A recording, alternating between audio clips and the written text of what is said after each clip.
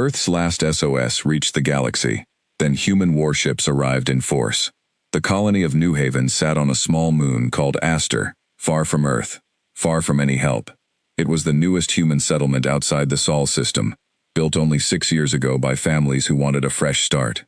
Aster had thin blue skies, soft green fields, and quiet rivers that glowed faintly at night because of minerals in the water.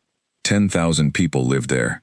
They were farmers, engineers, teachers, and children who had never even seen Earth with their own eyes. Colonel Sarah Reyes stood on the outer wall of the colony's main dome, looking up at the sky. She was 44 years old, with short black hair and tired eyes that had seen too much in the last few days. She held a small radio in her hand, waiting for a signal that might never come. 3 days ago, strange ships had appeared in orbit above Aster. They were shaped like curved blades, black and silver, moving in perfect formation. At first, the colonists thought they might be traders or explorers. They soon learned the truth. The ships belonged to the Skarn Dominion, a warlike alien empire that had been expanding across this part of the galaxy for over a century. The Skarn did not believe in peace talks. They believed in conquest. The attack began with no warning. Skarn dropships landed outside the colony's shield perimeter, and armored soldiers marched toward the walls. They were tall, insect-like beings, with hard exoskeletons the color of rust, and they carried energy weapons that could melt steel in seconds.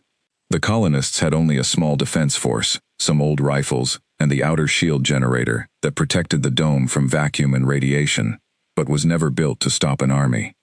By the end of the first day, half the outer farms were burning. By the end of the second day, the shield had taken heavy damage and could fail at any moment. Sarah Reyes had been a soldier once, long before she came to Aster to help build a peaceful life. Now she wore her old uniform again, and she led every able-bodied person who could hold a weapon. "Colonel," said a young voice behind her. It was Private Owen Michaels, only 19 years old, barely trained, holding a rifle that shook slightly in his hands. "The comms team says the message is ready. Should we send it now?" Sarah turned and looked at him. Send it now, before the shield goes down." Owen ran back toward the communications building, a low gray structure near the center of the dome. Inside, a small team of engineers worked around an old signal array, built originally for talking to supply ships from Earth. It was never meant to be a distress beacon, strong enough to cross vast distances, but the chief engineer, a woman named Priya Nandan, had spent the last 2 days rewiring it, pushing every bit of power she could find into the transmitter. "We only get one shot at this," Priya said, wiping sweat from her forehead. "If the Skarn detect the signal, they might target this building first." "Then we better make it count," said Owen. Priya nodded and began typing the message. It was simple. It had to be simple, because there was no time for anything else. "This is New Haven Colony, Aster Moon, Outer Rim Sector 7. We are under attack by Skarn Dominion forces. Shield failing. Civilian casualties rising. We need help. This may be our last transmission. Please, if anyone hears this, help us." She pressed the final switch. The old array hummed, then screamed with power as it fired the signal out into space, faster than light, riding along old quantum relay paths that human engineers had built decades ago to connect distant colonies. Nobody in the room knew if the signal would even reach anyone. Nobody knew if Earth was still listening on this old frequency, but it was their only hope, so they sent it anyway. Outside, the battle for Aster continued. Sarah returned to the wall, where the defenders were bracing for another assault. The Skarn soldiers had pulled back for the moment, regrouping in the burned fields beyond the perimeter. Through her binoculars, Sarah could see their leader, a taller Skarn wearing dark red armor, directing the troops with sharp hand movements. She had learned enough about the Skarn to know that red armor meant rank. This one was in charge of the whole invasion force. "They are testing us," said Marcus Webb, the colony's former police chief, now acting as Sarah's second-in-command. He was an older man, heavy-set, with a thick gray beard and calm eyes, despite the chaos around them. "They want to break our spirit before they break our walls." "Then we don't break," Sarah said. The night passed slowly. Families huddled in shelters beneath the dome, comforting children who could not understand why the sky outside had turned to fire. Doctors worked without rest, treating burns and wounds with supplies that were running low. Sarah walked among the people, offering words of comfort, even when she did not feel comfort herself. She thought about her own daughter, who had died years ago back on Earth, in a car accident that had nothing to do with war or aliens. She thought that at least these children still had a chance, if only the colony could hold on a little longer. On the second morning after the message was sent, the Skarn launched their biggest attack yet. Their blade-shaped ships descended from orbit, firing down on the outer wall. The shield finally failed, collapsing with a flash of blue light that lit up the whole sky. Alarms rang through the colony. Sarah gave the order to fall back to the inner ring, where a second, smaller barrier still held. "Hold the line! Hold the line at the inner gate!" she shouted, running along the retreating crowd of defenders and civilians. Owen Michaels fought bravely at her side, firing his rifle at the advancing Skarn soldiers, though his aim was shaky and his hands trembled with fear. A blast of energy struck the ground near him, throwing him backward. Sarah pulled him up by the collar and dragged him behind a burned-out vehicle for cover. "Stay with me," she said. "You are not dying today." "Yes, Colonel," Owen said, though his voice shook. The battle raged for hours. The defenders were pushed back again and again, losing ground with every attack. By afternoon, only the central plaza remained under human control, a small circle of buildings surrounded by makeshift barricades. Sarah gathered what remained of her people there. There were fewer than 300 fighters left, and many of them were wounded. The red-armored Skarn commander walked forward through the smoke, flanked by a dozen soldiers. He stopped 100 meters from the barricade and spoke through a translator device attached to his armor. His voice came out flat and mechanical. "Humans, your defense is finished. Surrender now, and some of you may be spared for labor. Continue fighting, and all of you will die." Sarah stepped forward, alone, unarmed, standing tall despite her exhaustion. "We will not surrender our home," she said. The Skarn commander tilted his head slightly, a gesture that might have been curiosity, or perhaps something like respect for an enemy who refused to yield. "Then you will die with your home," he said, and turned to give the order for the final assault. At that exact moment, something strange happened in the sky above Aster. A soldier near the barricade looked up and gasped, "Look! Look up there!" Sarah turned her eyes skyward.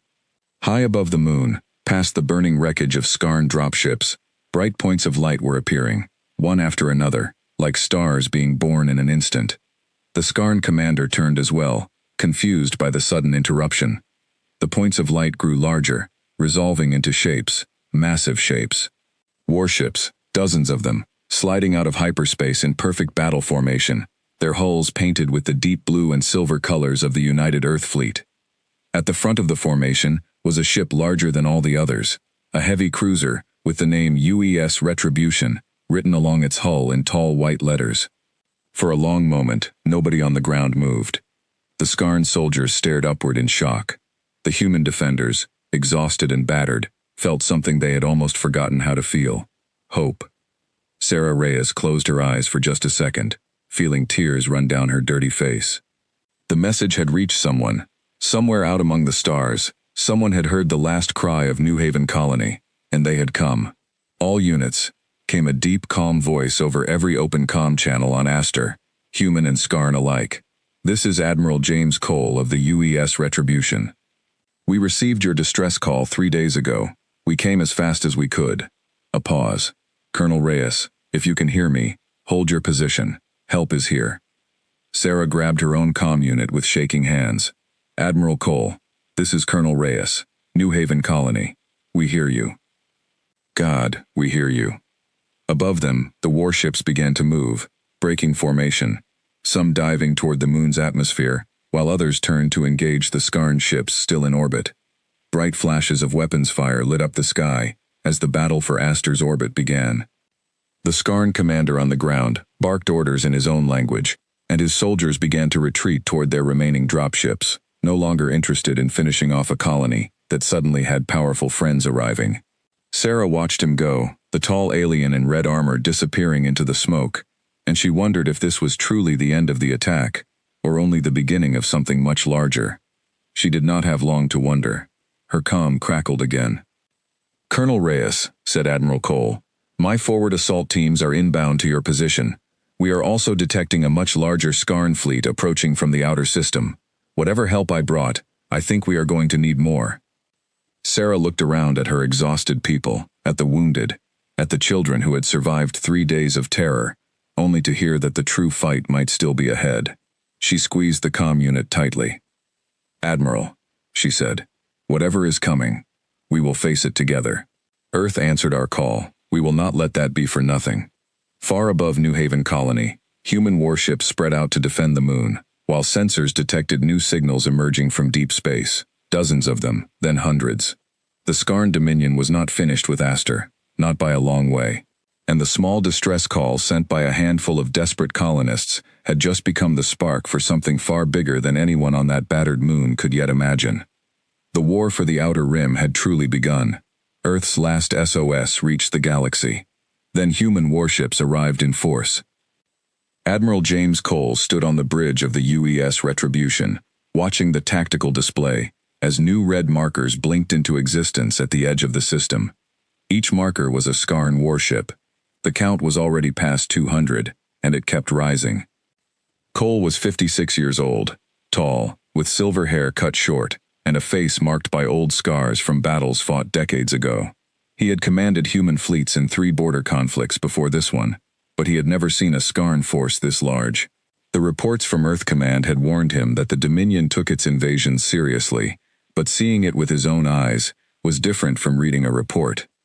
"Admiral," said his tactical officer, a sharp young woman named Lieutenant Amara Diallo, "sensor drones confirm 240 Skarn vessels, with more still arriving.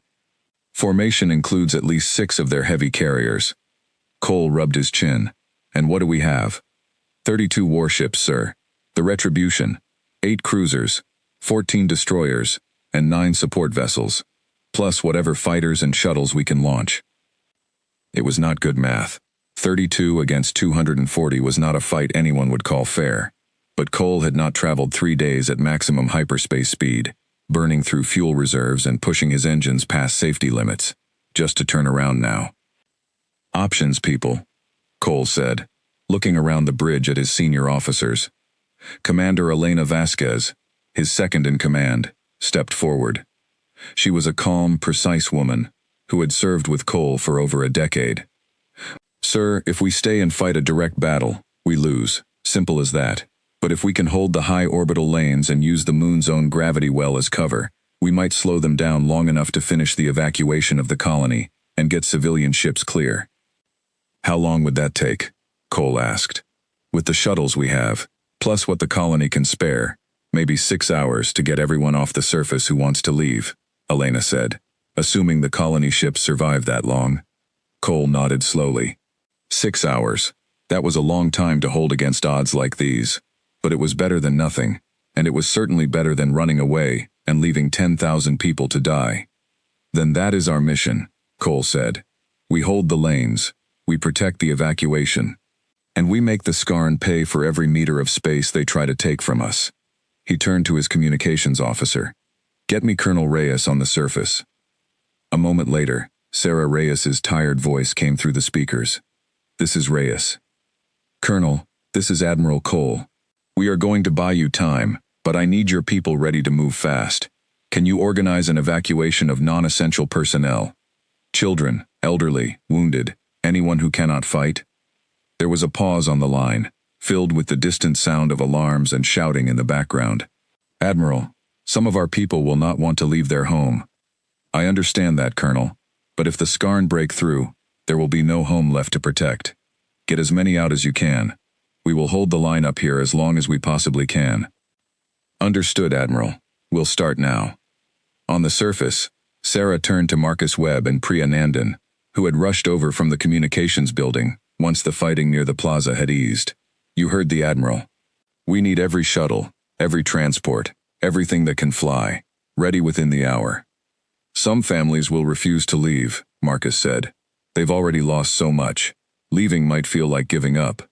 "Then we explain it to them," Sarah said. "We are not giving up. We are making sure our children survive to see tomorrow." "That is not giving up. That is exactly the opposite." Priya nodded and hurried off to gather what remained of her engineering team, planning to get every functioning shuttle prepped for launch. Marcus began organizing groups of colonists, moving through the shelters and calling out instructions, gently but firmly convincing frightened families that leaving now was the only way to protect their children. Above Aster, the battle began in earnest. The Skarn fleet advanced in 3 great waves, their blade-shaped ships cutting through space with terrifying speed. Admiral Cole positioned his own fleet along the edge of the moon's gravity well, using the natural terrain of space itself as a shield. The Retribution led the formation, its heavy guns already charging. "All ships, hold position until my mark," Cole ordered. "Let them come to us. We fight smart, not just hard." The first wave of Skarn fighters swept in, fast and aggressive, expecting an easy kill against a smaller human force. Cole waited, watching the range indicators tick down on his display, until the enemy fighters were well within optimal firing distance. "Fire," Cole said calmly. The human fleet unleashed a coordinated volley, concentrated fire from every ship aimed at the leading edge of the Skarn formation. Dozens of enemy fighters were destroyed in the first exchange, their wreckage scattering into glowing debris fields. The Skarn, clearly not expecting such a disciplined response, pulled back their first wave to regroup. "That's one," Elena Vasquez said with a small, grim smile. 239 to go. "Let's make each one count," Cole replied. Down on Aster's surface, the evacuation had begun. Long lines of colonists moved toward the landing pads where shuttles waited, engines already warming. Sarah walked among them, helping an elderly man carry his belongings, comforting a young mother whose child would not stop crying from fear.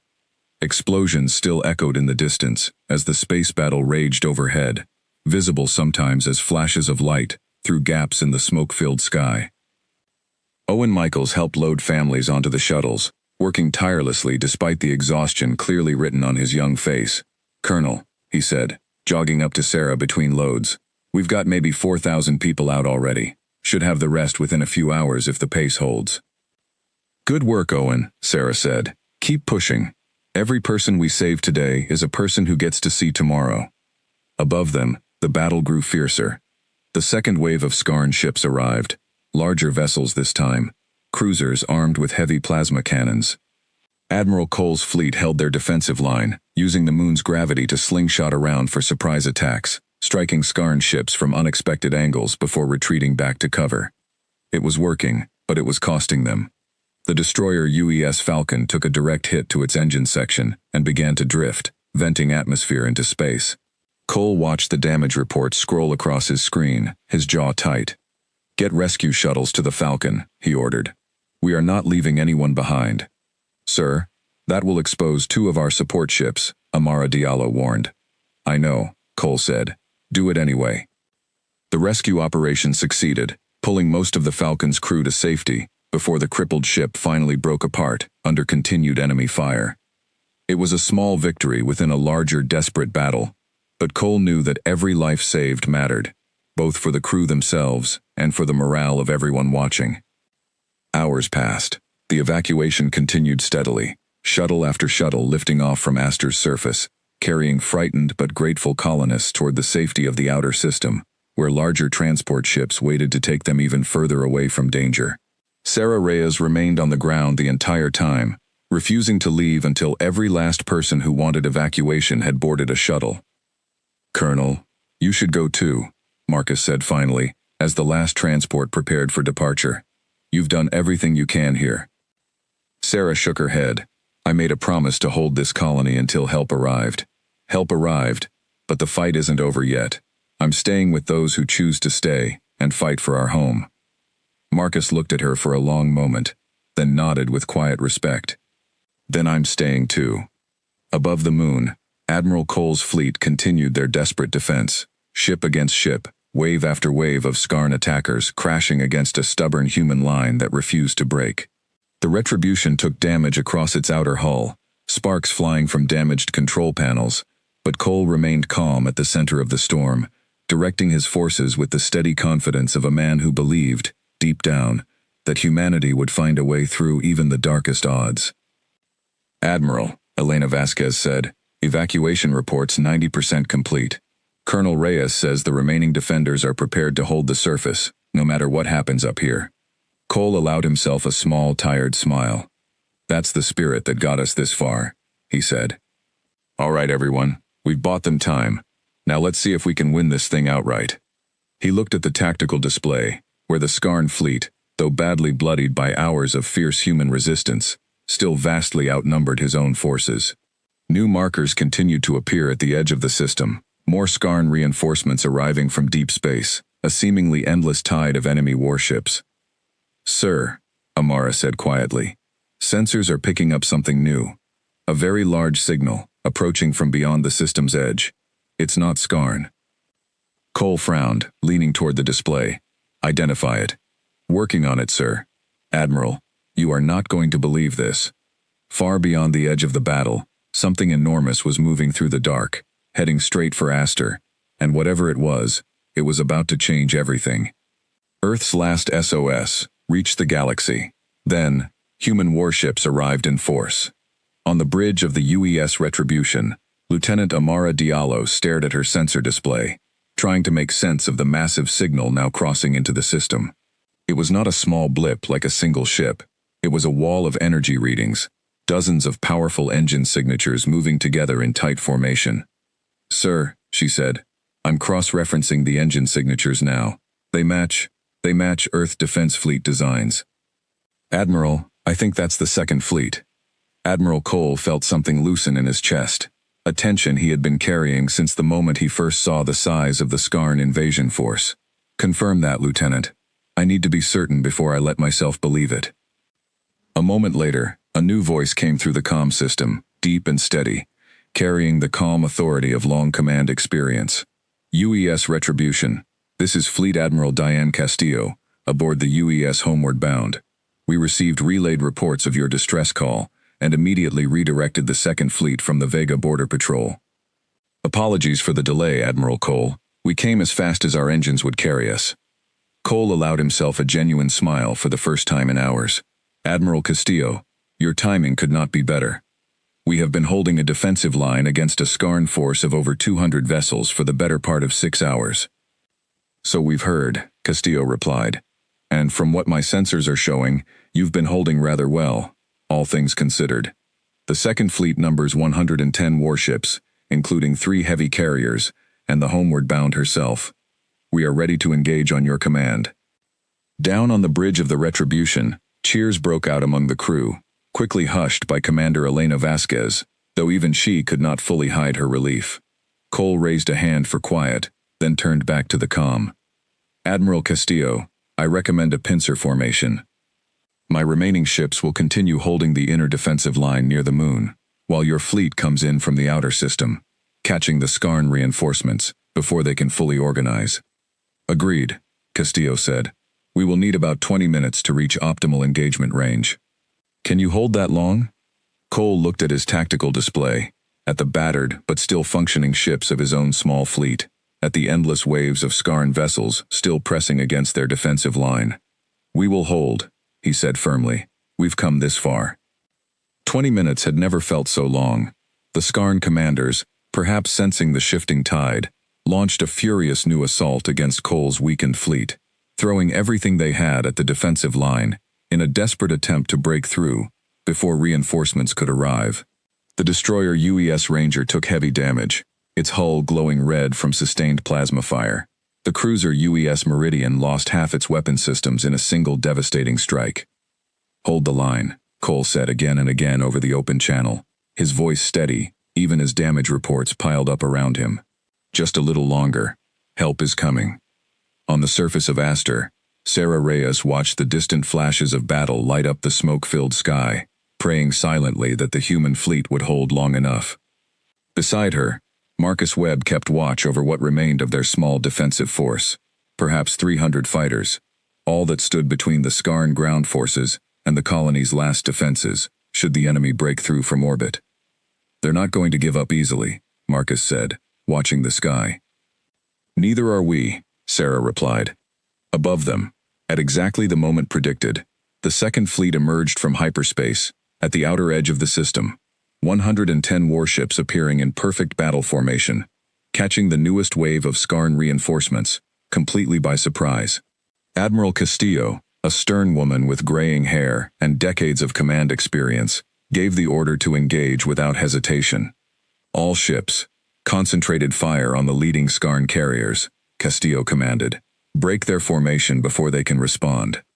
The second fleet struck like a hammer, catching the arriving Skarn ships in the open, unprepared for the sudden assault. Explosions bloomed across the battlefield as human warships tore through the enemy formation, their combined firepower far exceeding anything the smaller original defense force could have managed alone. The tide of battle began to turn. Skarn ships that had been pressing hard against Cole's defensive line suddenly found themselves caught between two fires, forced to divide their attention between the stubborn defenders near the moon and the powerful new fleet arriving from the outer system. Confusion spread through the Skarn ranks as their commanders struggled to adapt to the changing situation. "Now, Admiral Cole," Castillo's voice came over the comm. "Your turn. Push forward. Let's finish this." Cole did not need to be told twice. "All ships, advance. Take the fight to them." What remained of the original human defense fleet surged forward, no longer holding a defensive line, but pressing an aggressive counterattack, catching the already confused Skarn forces from the opposite direction. Caught in a pincer between two determined human fleets, the Skarn invasion force began to buckle. The Skarn commander overseeing the space battle, a war leader named Vrek Talsorn, watched his tactical displays with growing alarm from the bridge of his flagship. His forces had come to Aster expecting an easy conquest, a single vulnerable colony with minimal defense. Instead, they had walked into a trap that had cost him dozens of ships and was now threatening to cost him far more. "Signal the retreat," Vrek Talsorn finally ordered, his mechanical translator carrying a note of frustration even through its flat tone. "We were not prepared for this level of resistance. We withdraw and report to the Dominion Council. This colony will require a much larger force to properly subdue." Skarn ships began breaking away from the battle, retreating toward the edge of the system, pursued for a while by human fighters eager to inflict as much damage as possible before the enemy could escape into hyperspace. Not all the Skarn ships made it out.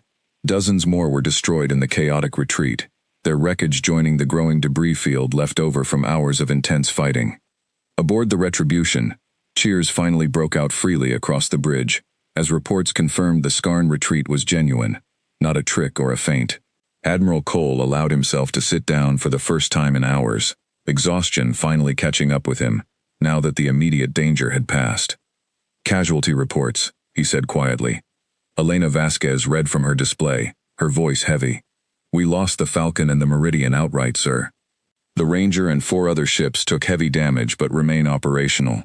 Total crew losses across the original defense fleet number approximately 230, with many more wounded." Cole closed his eyes briefly, honoring the weight of that number before opening them again. "And the second fleet?" "Admiral Castillo reports 12 ships damaged, no total losses, thanks to the element of surprise," Elena said. The Skarn invasion force, meanwhile, lost at least 90 confirmed vessels, with many more damaged in the retreat. "A costly victory," Cole said, "but a victory nonetheless." Down on Aster's surface, Sarah Reyes watched the sky finally clear of enemy fire, the distant flashes of battle fading into a strange, sudden silence. Marcus Webb lowered his weapon slowly, hardly daring to believe the fighting had actually stopped. "Is it over?" he asked quietly. Sarah's calm crackled to life before she could answer. "Colonel Reyes," Admiral Cole's voice came through, tired, but genuinely warm. "This is Admiral Cole. The Skarn fleet has retreated. Your colony is safe, for now." Sarah felt her knees nearly buckle with relief, though she forced herself to remain standing, remembering the people around her who needed to see their leader remain strong. "Thank you, Admiral. Thank you for coming." "Thank your engineer who built that distress beacon," Cole replied. "If that signal had been just a little weaker, we never would have heard it in time." Sarah looked over at Priya Nandan, who stood nearby covered in dirt and sweat, looking utterly exhausted but alive. Priya managed a tired, grateful smile when she realized what the Admiral had said. The colony of New Haven had survived its darkest hours, but as the evacuated colonists began their slow journey back home over the following days, and as Admiral Cole's combined fleet began repairs and prepared to establish a more permanent defense presence in the system, everyone involved understood one important truth. The Skarn Dominion did not simply give up after a single defeat. Vrektal Sorn's retreat was not an ending, it was a warning that something much larger was coming, and next time, humanity would need to be ready for a fight far beyond anything they had faced so far. Back on Earth, and across the scattered worlds of human civilization, news of the battle at Aster spread quickly, carried by relay signals and returning ships. For the first time, the wider galaxy began to take real notice of humanity, not as a small, isolated species hiding on the edges of known space, but as a people willing to cross the stars, to answer a desperate call for help, and strong enough to win against terrible odds when they arrived. It was the beginning of a new chapter for humanity among the stars, though few yet understood just how large that chapter would eventually become. Earth's last SOS reached the galaxy. Then human warships arrived in force. 3 weeks passed after the Battle of Aster, and the small moon slowly began to heal. Burned fields were replanted. Damaged buildings were repaired, with help from Earth fleet engineers, who stayed behind to assist.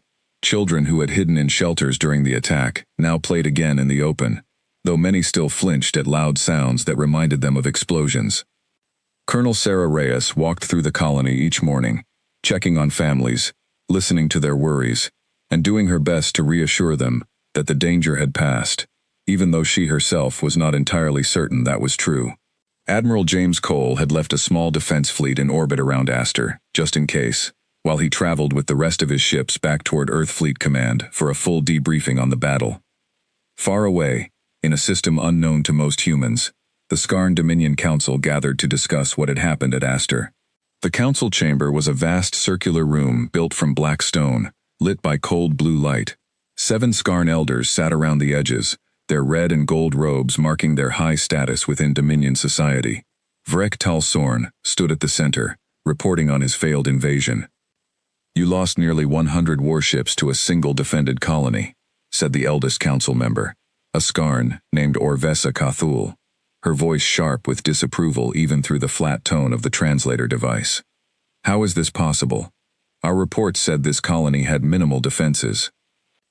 The colony itself had minimal defenses, Vrektal Sorn admitted, but the humans responded to a distress call with startling speed, and their reinforcements arrived in far greater numbers, and with far greater skill than our intelligence suggested was possible for such a young species. Another council member leaned forward. "Then perhaps we have underestimated these humans." "Perhaps," Orvesa Cathul said thoughtfully, "or perhaps this was simply bad fortune. A lucky arrival of reinforcements at exactly the wrong moment for us. Either way, this cannot stand.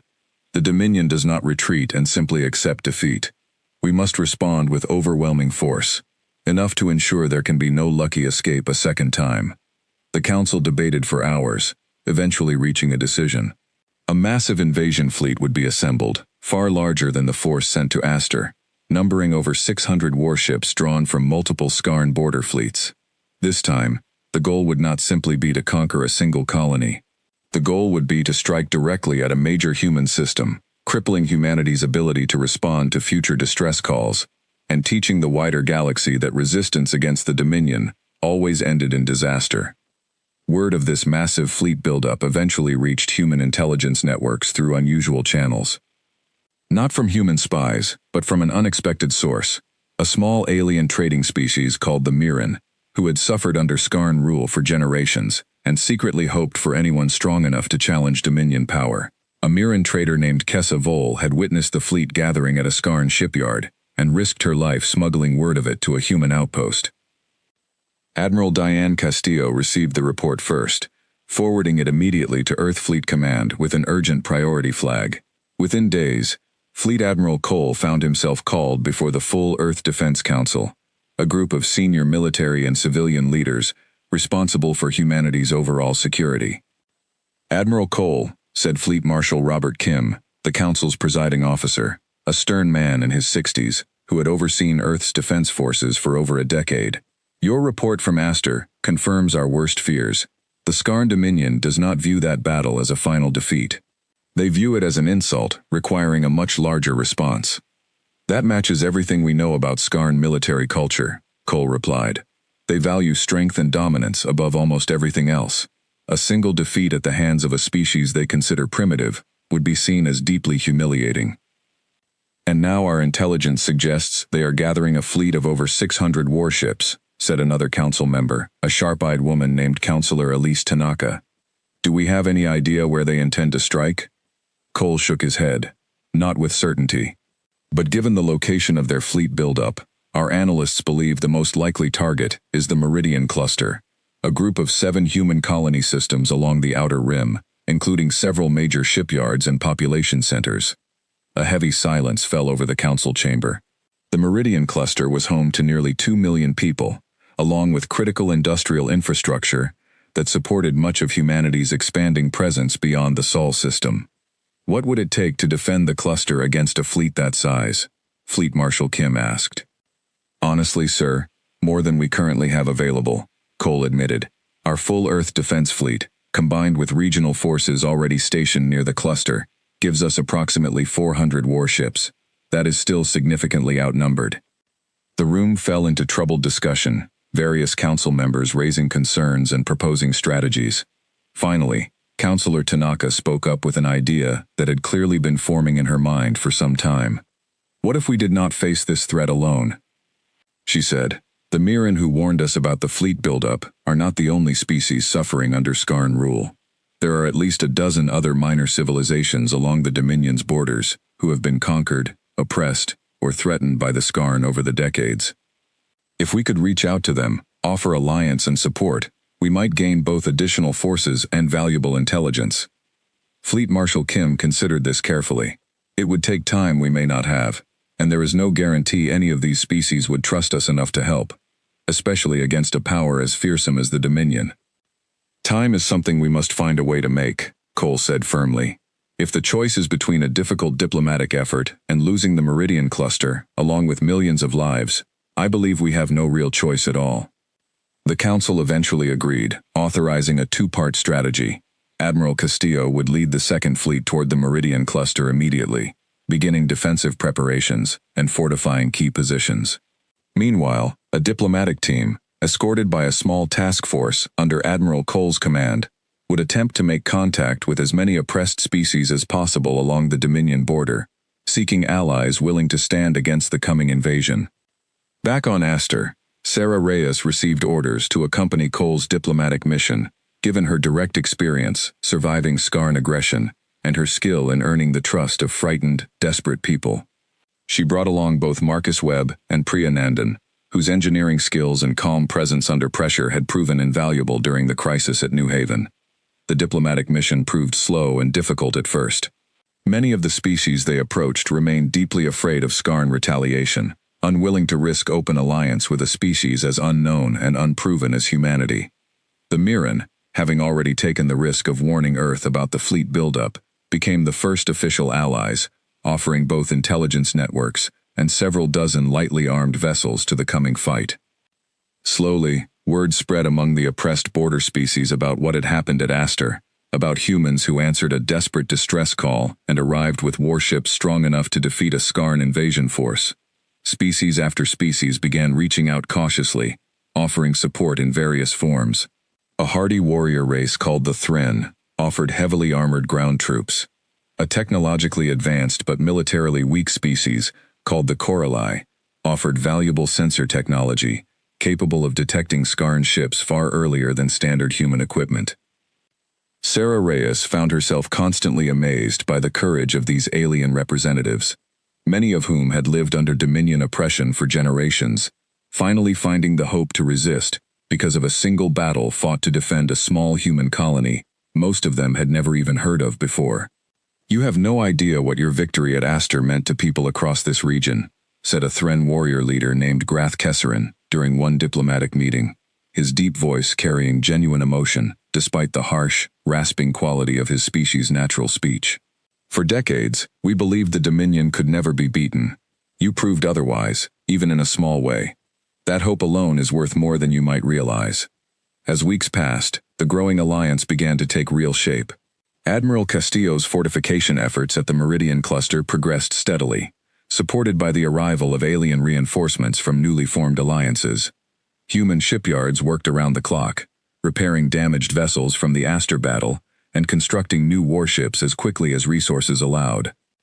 Meanwhile, deep within Skarn territory, the massive invasion fleet continued its preparations, unaware of the growing resistance forming to meet them, or perhaps simply confident that no alliance of weaker species could ever hope to stand against the overwhelming might of the Dominion's finest warships. Admiral Cole stood on the bridge of the Retribution once more, reviewing reports from across the newly formed coalition, feeling the weight of what was coming settle heavily upon his shoulders. The battle at Aster had been difficult, costly, and uncertain until the very last moment.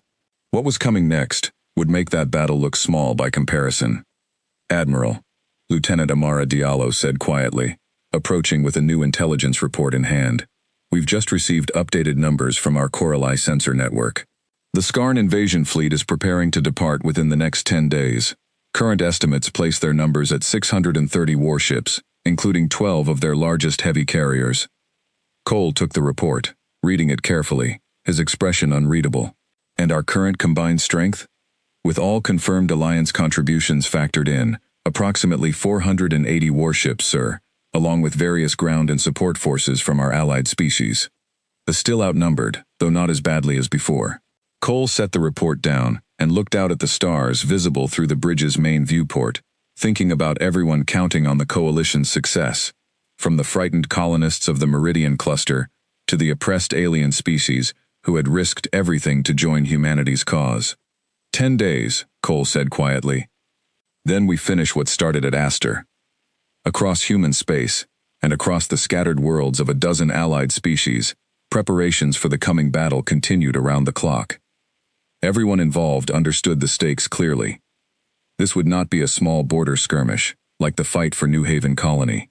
This would be a battle that decided whether the Skarn Dominion's brutal rule over this region of the galaxy would continue unchallenged, or whether a new alliance, led by humanity's stubborn refusal to abandon those in need, could finally begin to turn back the tide of conquest that had oppressed so many for so long.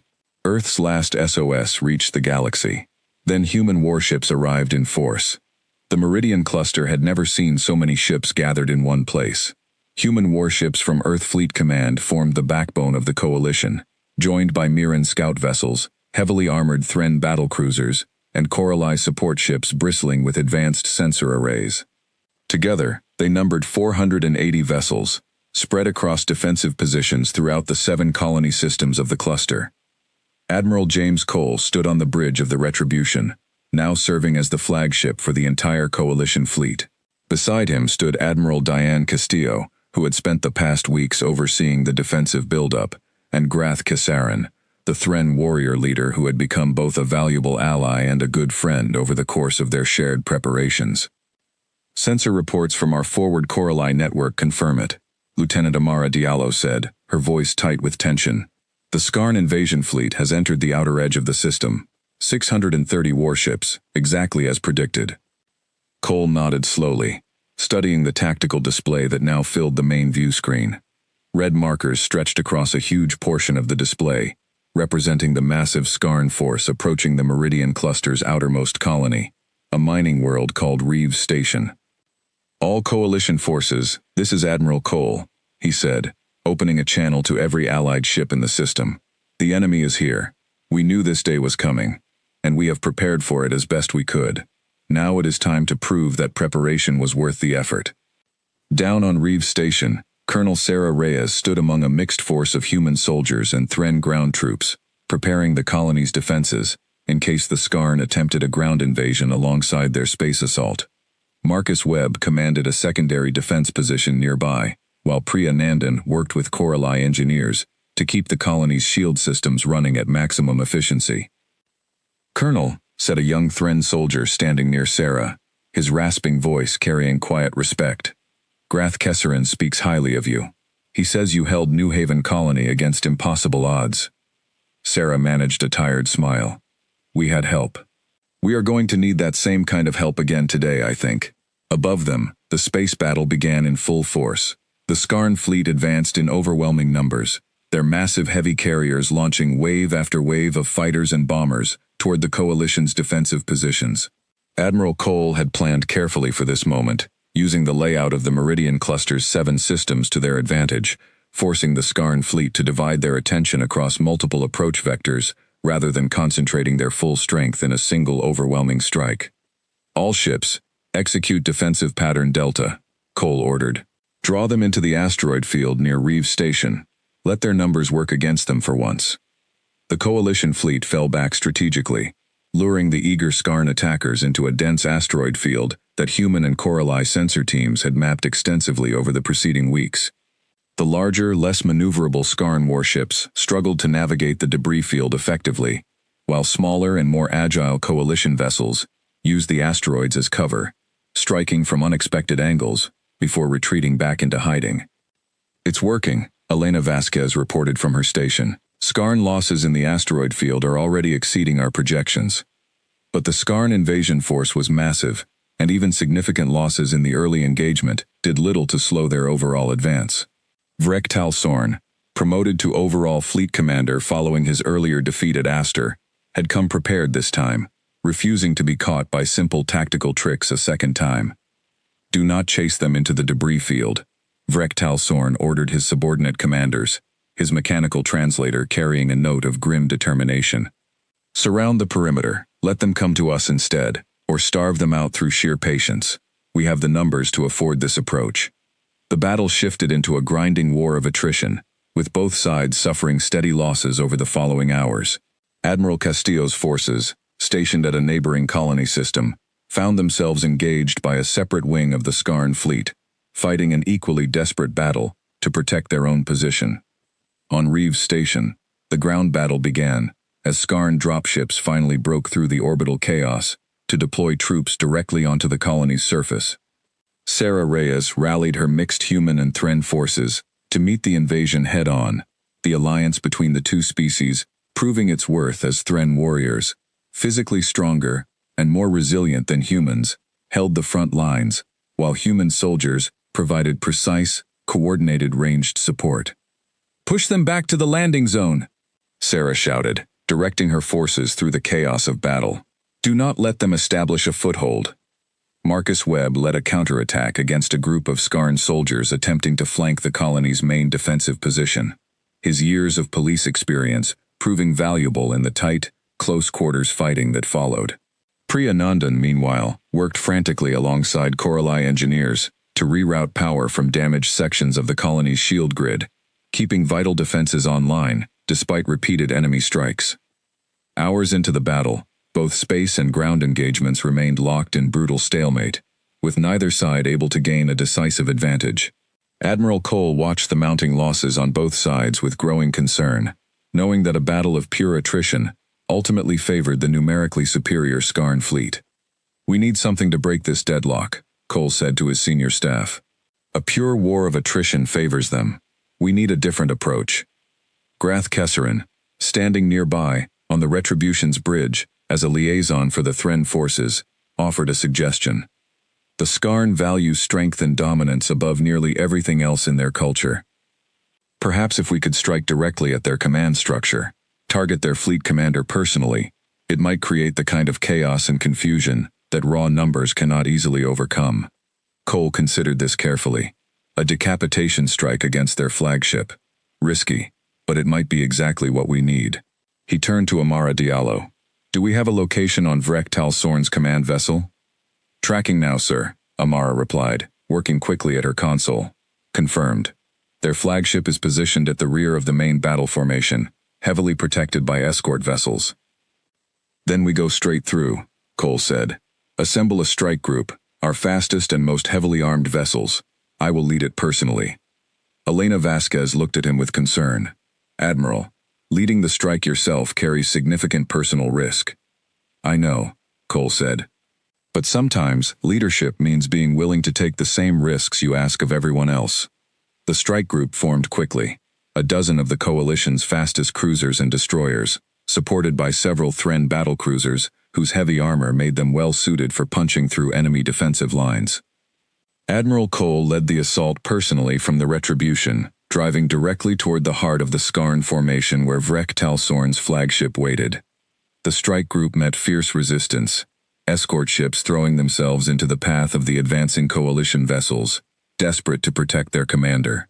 Losses mounted quickly on both sides, as the Retribution and her escorts pushed deeper into contested space, weapons fire filling the void with blinding flashes of energy.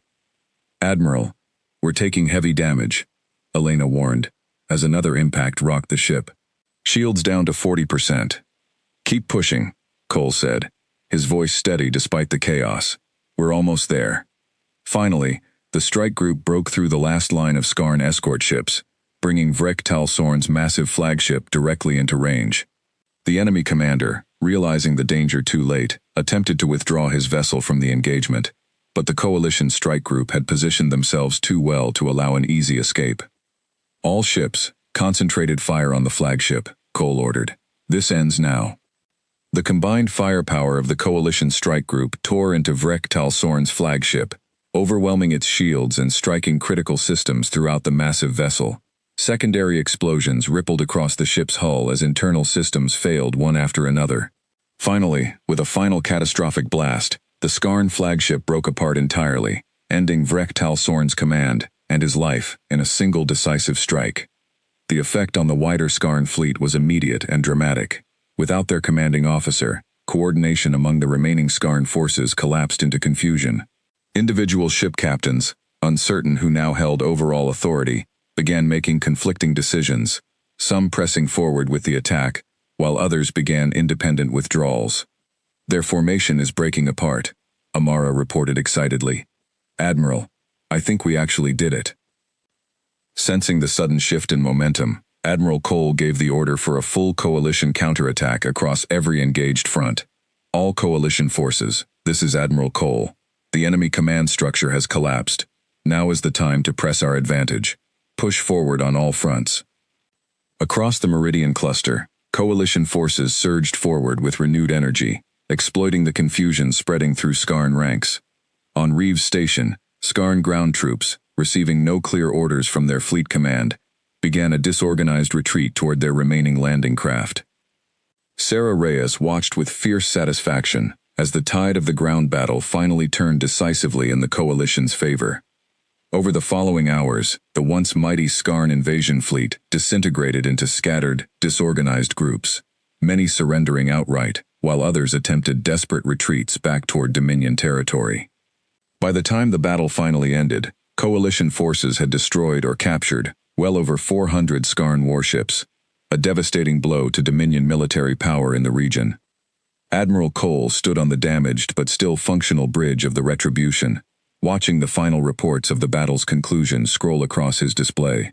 Casualties had been significant on the coalition side as well, but they had won, decisively and completely, in a battle that would likely be remembered for generations to come. "Admiral," Elena Vasquez said quietly, "Colonel Reyes is requesting to speak with you from Reeves Station." Cole nodded, and a moment later Sarah's voice came through, tired, but filled with quiet joy. "Admiral, we held the line. Reeves Station is secure." "As is the entire Meridian cluster, Colonel," Cole replied. "Thanks to everyone who fought today, human and ally alike." In the weeks that followed, news of the decisive victory at the Meridian cluster spread rapidly throughout the region, reaching every corner of Dominion-controlled space and far beyond. The Skarn Dominion, having suffered its most significant military defeat in decades, found itself forced into a period of internal reassessment, its previously unquestioned reputation for military dominance seriously damaged. More importantly, word spread among the many species living along the Dominion's borders that the Skarn Dominion could indeed be challenged, and that a growing coalition led by humanity stood ready to defend those willing to resist oppression. Species that had never considered resistance a realistic option began reaching out to join the expanding alliance, inspired by what had started as a single desperate distress call from a small human colony on a distant moon. Sarah Reyes eventually returned to New Haven Colony, where life slowly continued to rebuild and grow stronger, following the earlier attack. She often thought back to that desperate night, when Priya Nandan had sent their last, uncertain message out into the vast darkness of space, never truly believing anyone would hear it, let alone answer. Admiral James Cole continued serving as one of the coalition's most respected military leaders, working alongside allies like Admiral Castillo and Grath Kesserin to build a lasting alliance capable of standing firm against future threats. He often reflected on how a single small colony's distress call had grown into something far larger than anyone could have originally imagined, a turning point not just for humanity, but for an entire region of the galaxy that had long suffered under Dominion oppression. The Skarn Dominion had not been fully defeated. Their empire remained vast and powerful, and few among the coalition believed the conflict was truly over. But for the first time in generations, hope had returned to the oppressed worlds along the border, carried across the stars by humanity's simple, unwavering choice to answer a call for help, no matter the odds, no matter the cost. Earth's last desperate signal had reached the galaxy, and in answering it, humanity had found not just allies, but a new purpose among the stars, standing as a shield for the weak and a warning to those who mistook kindness for weakness. The war was far from finished, but the alliance forged in the fires of Aster and proven in the victory at the Meridian Cluster stood ready to face whatever came next, together.